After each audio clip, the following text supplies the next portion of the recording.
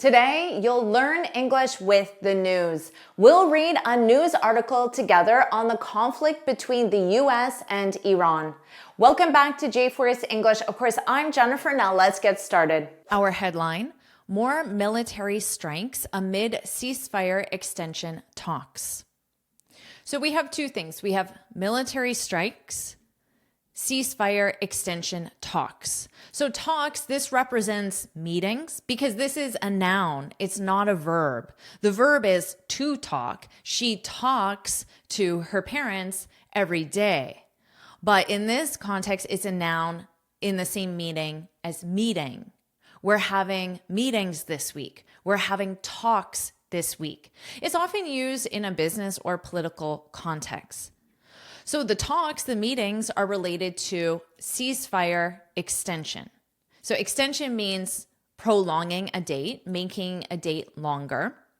And ceasefire is where the two parties agree not to fire at each other. So they want to prolong that ceasefire agreement. Amid connects these two separate ideas and means that they're taking place at the same time. So they're having talks, meetings about the ceasefire extension, and during that time, there have been military strikes. Amid is a more formal way of saying during. Don't worry about taking these notes. I summarized everything in a free lesson PDF. You can find the link in the description. Now let's keep reading. Iran and the United States said they had carried out strikes on military targets, and each accused the other of acting aggressively as diplomatic efforts to end 3 months of war drag on. Let's start with this phrasal verb, to drag on. If something drags on, it has a negative feeling, and it means taking longer than necessary, but in a negative way. So you could say the talks dragged on, the meeting dragged on, this lesson dragged on. Hopefully you won't be saying that. So using it in this negative way, of course, makes sense with 3 months of war. Let's go back to the top here. Iran and the United States said they had carried out strikes. So our phrasal verb here is to carry out. It's used in the past perfect. The past perfect is only used if you need to show that one action started before another action. So if that order of events is extremely important to understand context. And in this case, it seems like it is because you need to know that this happened first. So it's the first past action. So they had carried out. If you carry something out, it simply means you do it. So they completed the strikes. They launched the strikes. Strike in this context, you can think of it as an attack. Now, carry out means you do something, but you do something in an official way or something that was officially planned. So a company might say, we carried out the layoffs. So here, the layoffs is when you tell people that you no longer have a job for them. But if you carry it out, it means first you planned it and now you're doing it. So a more formal way of saying that is they're executing it. They're carrying out strikes. They're executing strikes. And each accuse the other. So you accuse someone. The other means I accuse you and you accuse me. Now, if you accuse someone, it would be me saying, you did it. You're to blame. It was your mistake. But then if we accuse the other, then you would do the same to me. So that would be accuse the other of acting aggressively as diplomatic efforts to end 3 months of war drag on. And now you know what that means. Now, going back to the sentence structure of accuse, you accuse someone, in this case, the other, of something. Now, because of is a preposition, the something is in ing. So maybe you could say, my coworker accused me of stealing her favorite pen. Better not steal my pen. So that is the sentence structure. You accuse someone of something. Now, the something could be a noun of stealing my pen, of theft. So theft would be the noun form, and of stealing is your gerund verb to represent the action. Are you enjoying this lesson? If you are, then I want to tell you about the Finally Fluent Academy. This is my premium training program where we study native English speakers from TV, movies, YouTube, and the news so you can improve your listening skills of fast English, expand your vocabulary with natural expressions, and learn advanced grammar easily. Plus, you'll have me as your personal coach. You can look in the description for the link to learn more, or you can go to my website and click on Finally Fluent Academy. Now let's continue with our lesson. The US military said that over the weekend, are you familiar with this time expression using over with weekend? This is very commonly done. It views the weekend as a whole time reference, and over the weekend means at any point in that time reference. So it's not specific. It could have happened on Saturday. It could have happened on Sunday. It could have happened in the morning, the afternoon. We don't know. So it's just viewing it as a whole time reference. So you might say, oh, let's do that over the weekend. So if someone says, oh, let's clean out the garage. Yeah, let's do that over the weekend. So you're committing to the time period, but you're not committing to a specific time. Like, let's do that on Saturday at 2 p.m. So it's a more general time reference. The US military said that over the weekend, it struck Iranian air defenses. So to strike in a military context is the same as, well, we talked about it here. So it could be some form of weapon being used. It struck Iranian air defenses, a ground control station. Oh, okay, so we're not done. It struck more than one thing. So the first thing, Iranian air defenses, it struck a ground control station, and it struck 2 drones that were threatening ships after aggressive Iranian actions. So if this part is in quotation marks, it means someone said these words. So it sounds like these words were from some authority on the US side because they're talking about aggressive Iranian actions. Now they give examples of what those aggressive actions are, including shooting down a US drone over international waters. So notice the use of the preposition down, because you can shoot at, apologies for the reference, but you can shoot at, which means you point in the direction of and fire. Okay, so you can shoot at a target. Let's use a safe example. You can shoot at a target. If you shoot something down, well, up, and then the opposite is down. So first you shoot at it, you hit it, and then whatever that object is, let's say a balloon, falls down. Okay, so that's the use of shoot down. Something was in the air and now is on the ground or even underwater. Shooting down a US drone over international waters. Okay, so I said on the ground or underwater. Unless it floats, then it could be on the water, underwater if it sinks. Let's keep reading. Iran's Islamic Revolutionary Guard Corps. Notice my pronunciation here. So the P and S are silent. So it's the same as core, your core, or you can think of it as core principles, core, an apple core even. Iran's Islamic Revolutionary Guard Corps said Monday it had targeted an airbase used by the US in response to the attack on southern Iran.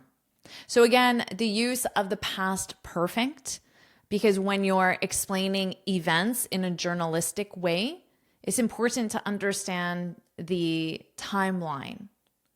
So had targeted, this is the past in the past perfect, had targeted an airbase used by the US. in response to. This is a more formal way of saying because of. Because of. Now, if you use because, you have to use a clause grammatically. A clause is a subject, verb, object. It's a complete sentence. But here I have the attack. This is a noun. So you have to use because of when you have a noun. In response to, notice the preposition, of course, changes. It's to, because of the attack on southern Iran, without identifying which base. Let's review these two sentences. Because of the rain, we stayed home. So because of, we have a noun, the rain. Because it was raining. So remember, because plus clause. A clause is a complete sentence. If I say it was raining, that's a grammatically correct sentence on its own. Those three words, it was raining. What was the weather like yesterday? It was raining.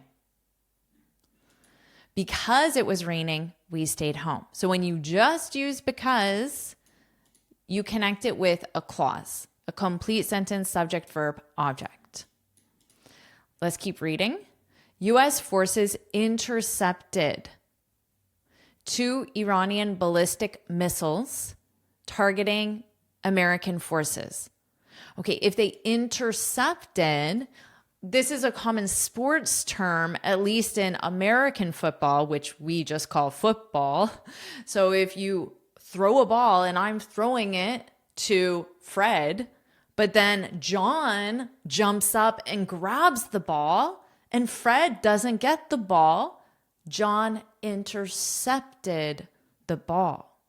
So it was supposed to go from me to Fred, but then John ruined everything because he intercepted the ball. So you can think of it the same way in this context. U.S. forces, so that could represent me or John, intercepted, well, this would represent John.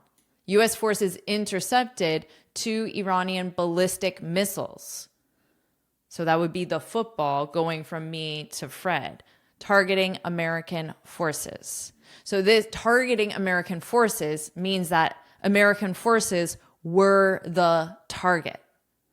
They were the intended recipient of the missiles. Targeting American forces based in Kuwait, because of course there are American forces in many different locations. So based in, located in Kuwait, late Sunday. The U.S. military said Monday, adding that no American personnel were harmed. So here, notice they're using personnel. Personnel, this may look like it is derived from the word person, which it is. It's singular, but it's a collective concept. Personnel represents all the people employed by a specific group. And in this case, the specific group is the U.S. military.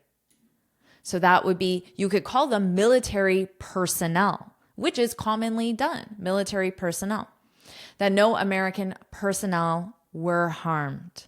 So here, to be harmed, this is the passive voice because the subject, American personnel, is receiving the action, not doing the action. No American personnel were harmed by the attack, you could say, or by the strike, which is a common term instead of attack, which we've already seen twice in this article. Let's keep reading. The war launched by the U.S. and Israel on February 28th. Notice Feb is, of course, the short form. Some people put a period after to represent the short form, others don't. And then 28th, commonly you'll see the TH, but even without it, you still pronounce it with the TH because it's an ordinal number. February 28th, February 28th. So the war launched by the U.S. and Israel. So this is the passive voice again. On February 28th has killed thousands of people. So here, the present perfect is used either for a past action with a result in the present, or it can also be because it's a ongoing time reference. And because of that, this number is subject to change. So if you say, I've read 3 books this week, let's say 3 blog posts this week, well, then if it's only Wednesday or Thursday, even Friday afternoon, you can still read another blog post. So the time reference is ongoing and it can change to 4 or 5. So that could be why they're using the present perfect here as well. On February 28th has killed thousands of people. So it's an unspecified time reference. The plural is on thousands of, and then the category is plural. People is, of course, the plural of person. 1 person, 2 people. But if it were a regular noun, then you would see an S. So you might say, we saw thousands of balloons at the carnival, or hundreds of children. Well, children is an irregular plural form as well. You could say hundreds of kids at the festival, for example. So this is plural. The category is plural. Thousands of people, mainly in Iran and Lebanon, and caused. So here we have and. So we know that this was one effect, and now we have another effect. And caused global economic pain by pushing up energy prices. Now here, because they included economic pain, you know that it has nothing to do with your arm being sore. Physical pain, it's your wallet being sore. Economic pain by pushing up. So pushing up energy prices, causing those energy prices to increase when it wasn't required. So only happening because of this other thing, by pushing up energy prices due to Iran's effective closure of the Strait of Hormuz. Now here, closure of the Strait of Hormuz, I'm sure you've heard this many times. I have a separate news review on this topic. So closure is another word for closed. Effective though, you might say, wow, learning English with the news is effective. It's not the same meaning as it's being used here. Logically, that doesn't make sense, right? Effective means it gets you the desired result. So if the result is improve your English, then learning English with the news is effective. It gets you the desired result, or at least moves you closer to the desired result.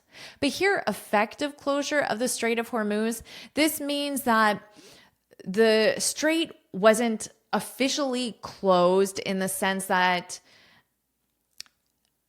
it's not an official, but it's happening in action. So this is taking place in reality. So for example, if you use this with a road closure, it might be easier to understand. You might say the road was effectively closed because of the floods. Now, the road is still open, but there's so much water, floods, water, there's so much water that you cannot pass. That makes it effectively closed.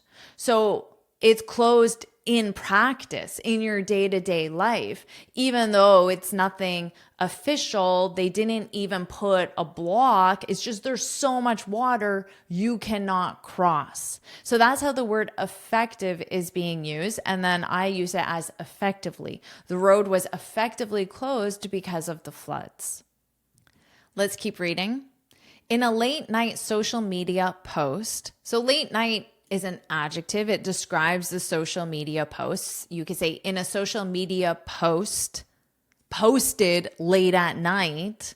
So that's why it can be very effective to use adjectives, because if you use late at night, you need to include the action, because post is a noun. A social media post is an image or text that you press enter and you see You see it. That's a post. But you post a post. So the verb is to post. So you would have to say social media posts, posted, published, scheduled, late at night, created late at night. So to avoid that, you can just use the adjective here, late night. In a late night social media post, US President Donald Trump did not mention the exchange of hostilities. So hostilities would of course be the strikes on each other. Exchange of hostilities, repeating his as yet unproven claim. So unproven claim that Iran really wants to make a deal. This is the claim. Claim is something that you say is true, but others don't have that evidence. So you might say, Jennifer claims learning English with the news is effective. If you say that, then you're saying Jennifer thinks it's true, but I'm not sure. That would be Jennifer claims. So says, but isn't believed as true by everyone or even just certain people. Unproven claim that Iran really wants to make a deal. So this is the claim, but as yet means until now, unproven. There's no evidence of this. So it's not true. That would be unproven claim. There's no, Iran isn't saying, yes, we want to make a deal. There hasn't been anything official as yet, until now. He berated critics, including what he described as seemingly unpatriotic Republicans. So he being Donald Trump. Now, if you berate, so this is the verb to berate, and then in the past simple, berated means to criticize, to heavily criticize. So to say negative things about. So critics are people who oppose you, but you don't have to necessarily berate critics. You might learn from their criticism. But if you berate them, then you're saying very negative things and being very critical of the critics. Seemingly unpatriotic Republicans for negative chirping about negotiations to end the conflict. Okay, for negative chirping. Chirping, just imagine that you're a guy, you're married, and your wife every night says, when are you going to fix the dishwasher? And it's all you hear. When are you going to fix the dishwasher? Well, your wife probably wouldn't use this term, but you might say, oh, my wife's been chirping about me fixing the dishwasher. So blah, blah, blah. That's the meaning of the word. It's not a positive term. So if you say my wife was chirping, probably don't say it to your wife because she would be upset if you described her legitimate concern in that regard. So talking in an irritating way or talking in a very repetitive way, talking in a useless way. You can say, oh, my boss was chirping again about the deadline. That's what you can imagine. And before we go on, you probably won't use chirp too frequently. You may hear it more often.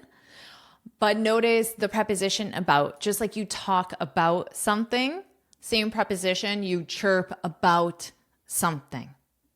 So my wife keeps chirping about the broken dishwasher. Do not say that to your wife. Just sit back and relax. It will all work out well in the end. It always does, he said.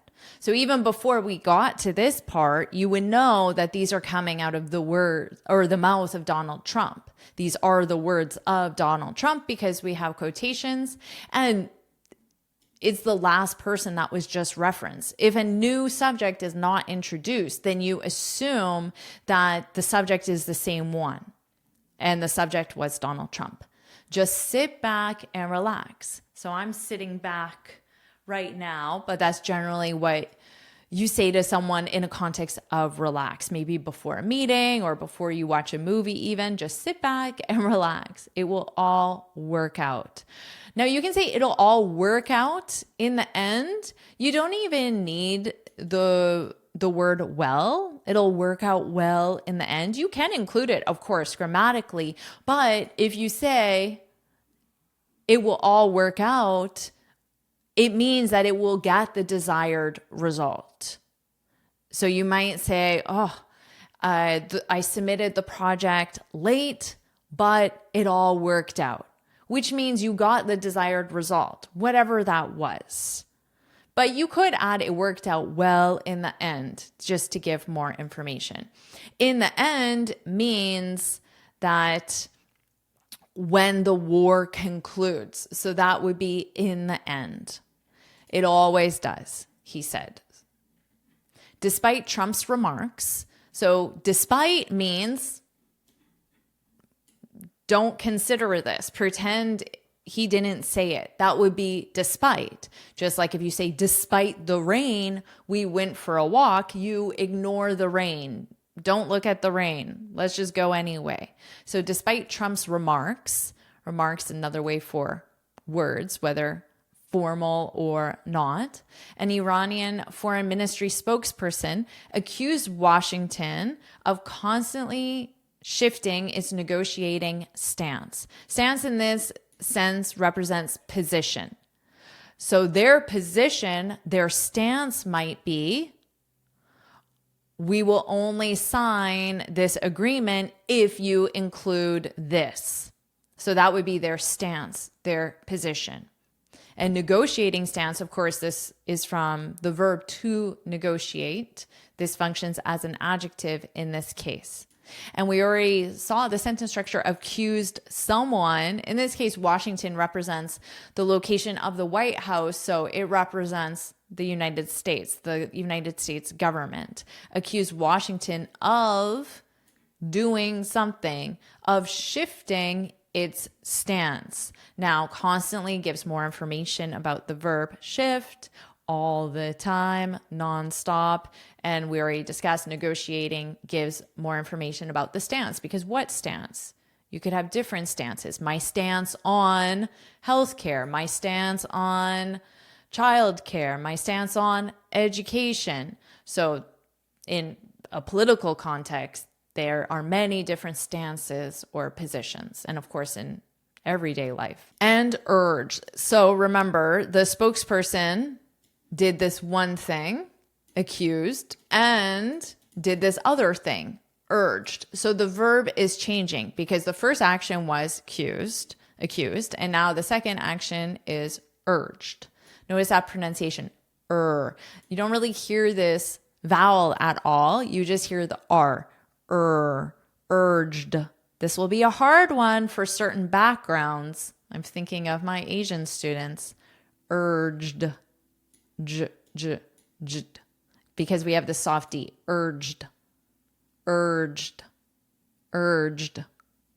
Practice that pronunciation. And urged Washington to reach. So you urge someone to do something. My students urged me to make more lessons. So to strongly encourage or recommend. It sounds strong though.